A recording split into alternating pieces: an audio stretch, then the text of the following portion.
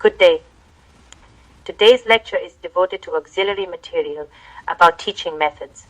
This topic is of particular importance because effective teaching depends not only on knowledge of subject content, but also on an informed understanding of how that content should be presented, organized, and transformed into student understanding. Therefore, the study of teaching methods belongs to the methodological foundation of pedagogical work. It allows the teacher to distinguish between different instructional approaches and to choose them in accordance with educational goals and student needs. To begin with, the slide defines the teaching method as a structured approach used to facilitate learning. In this sense, it serves as the bridge between curriculum goals and student understanding. It is, so to speak, the practical answer to the question of how education is carried out. The slide also emphasizes three essential points. First, every method provides a framework for delivering content and organizing student engagement. Second, it supports the meaningful transfer of knowledge from teacher to learner. Third, the appropriateness of a method depends on educational aims and on the characteristics of the students. Consequently, the choice of method must always be pedagogically justified rather than routine. The next slide presents 5 major types of teaching methods arranged on a spectrum from teacher-centered to student-centered instruction. These are the explanatory and illustrative method, the reproductive method, the problem statement method, the heuristic or partially search method, and the research method. This classification is pedagogically significant because it reflects increasing degrees of student activity and independence. In other words, the methods differ not only in form but also in the cognitive role assigned to the learner.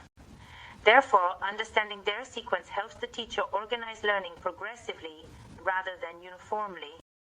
The explanatory and illustrative method represents the most traditional instructional approach.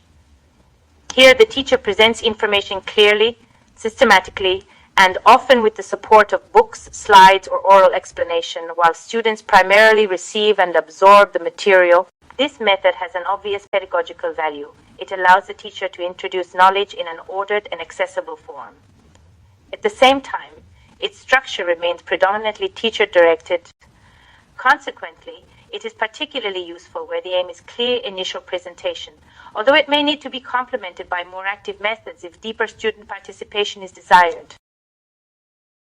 The reproductive method moves one step further. In this case, students do not remain merely passive listeners. Rather, they repeat and practice what has already been taught. Through such guided repetition, knowledge becomes more stable and more readily retrievable. The logic of this method is clear. The teacher first explains and demonstrates the correct approach. Afterwards, students reproduce it in practice.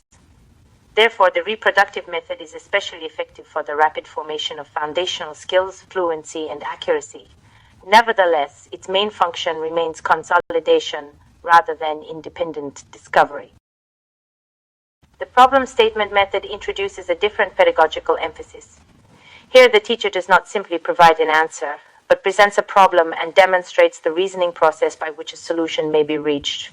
In this way, the teacher models intellectual work itself. This method is particularly valuable because it makes the hidden logic of expert thinking visible.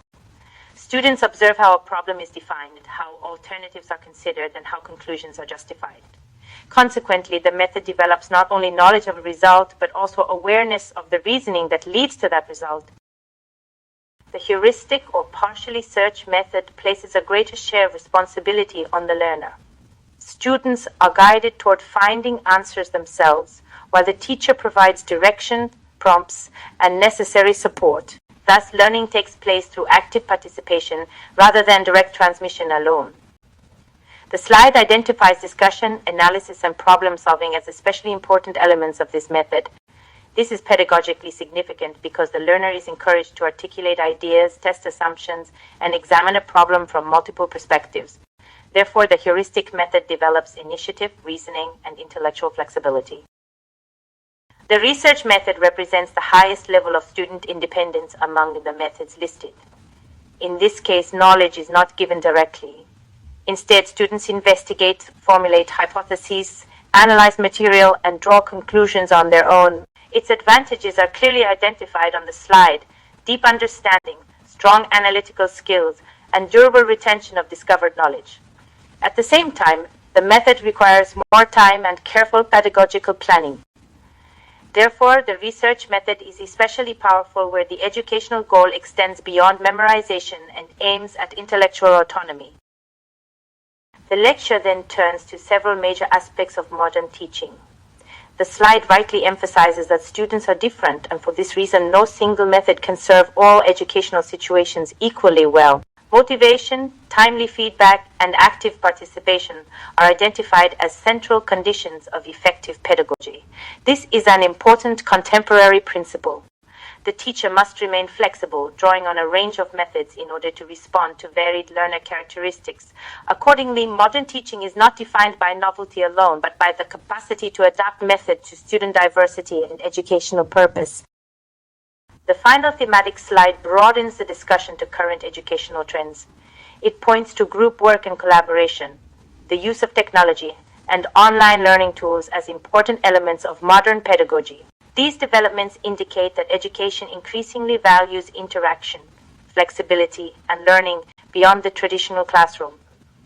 At the same time, the slide offers a balanced conclusion. No single method is universally sufficient. The most effective teaching emerges from the thoughtful combination of approaches according to goals, content, and student needs. Thus, the skilled teacher is not the one who follows one method exclusively, but the one who selects and blends methods with professional judgment.